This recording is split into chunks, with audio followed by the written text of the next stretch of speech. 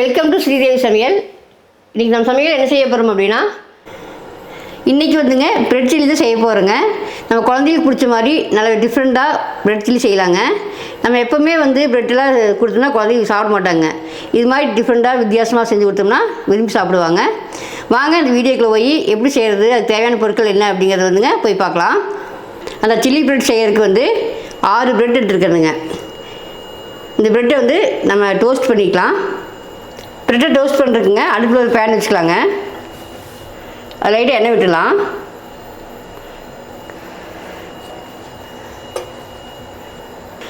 ரெண்டு பிரெட்டை வச்சுங்க டோஸ்ட் பண்ணிக்கலாம். லைட்டாக மேலே எண்ணெய் விட்டுக்குங்க திருப்பி போடுறதுக்கு முன்னாடி.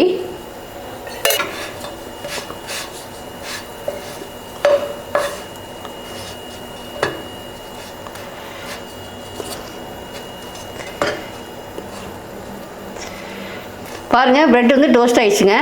இந்தளவுக்கு டோஸ்ட் பண்ணி எடுத்துக்கோங்க. லைட்டாக ப்ரௌன் கலர் ஆகிடணுங்க. அப்போ மொறுமொறுன்னு இருக்குங்க ப்ரெட்டு. நல்லா கட் பண்ணுறதுக்கு வந்து கரெக்டாக வரும். இதே மாதிரிங்க எல்லா ப்ரெட்டையும் போட்டு நம்ம எடுத்துக்கலாங்க.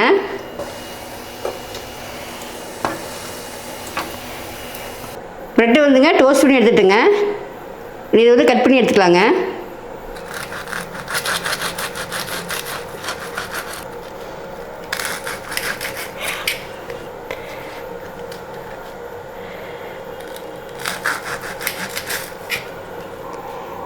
இந்த அளவுக்கு கட் பண்ணி எடுத்துக்கோங்க.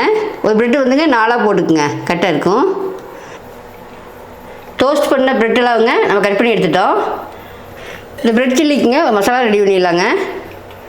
ஒரு பேனில் வந்து 2 டேபிள் ஸ்பூன் அளவுக்கு எண்ணெய் ஊற்றிக்கலாங்க. எண்ணெய் காஞ்சிடுச்சுங்க. இஞ்சி போட்டு பொடியை நறுக்கி வச்சுருக்கேன், அதை போட்டுக்கலாம்.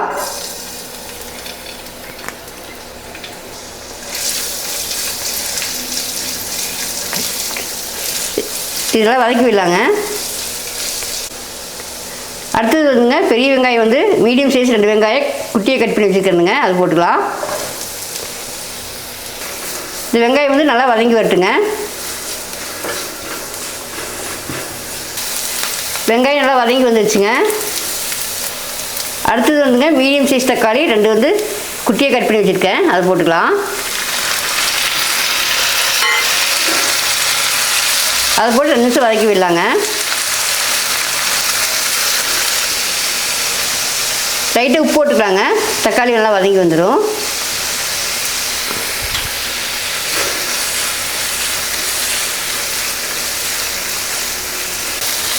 தக்காளி வந்துங்க ஒரு 50% வதங்கிடுச்சு. அடுத்தது வந்து குடமிளகாய் வந்து 1 எடுத்துருக்கேனுங்க.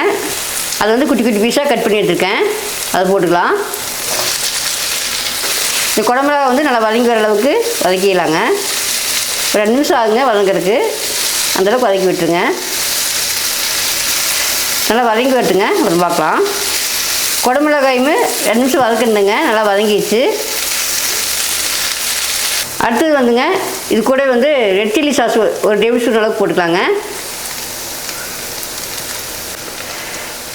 அடுத்து வந்து டொமேட்டோ சாஸ் வந்து ஒரு டேபிள் ஸ்பூன் அளவுக்கு ஊற்றிக்கலாங்க.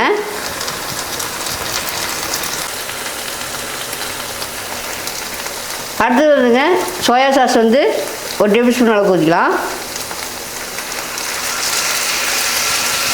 இந்த சாஸெல்லாம் ஊற்றினதுக்கப்புறம் வந்து பரட்டி விடலாம்.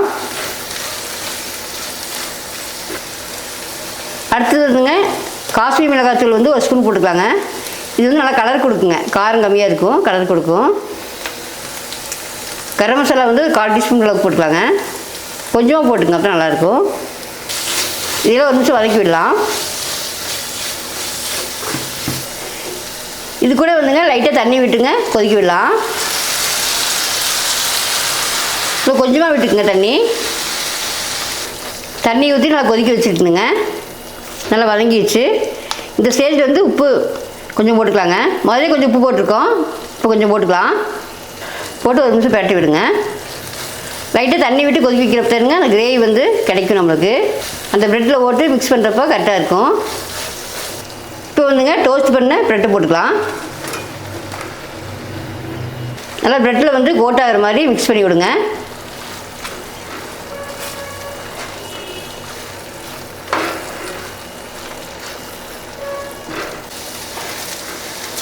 பாருங்கள், ப்ரெட்டில் வந்து கோட் ஆகிற மாதிரி நான் கலந்து விட்டுட்டேன்.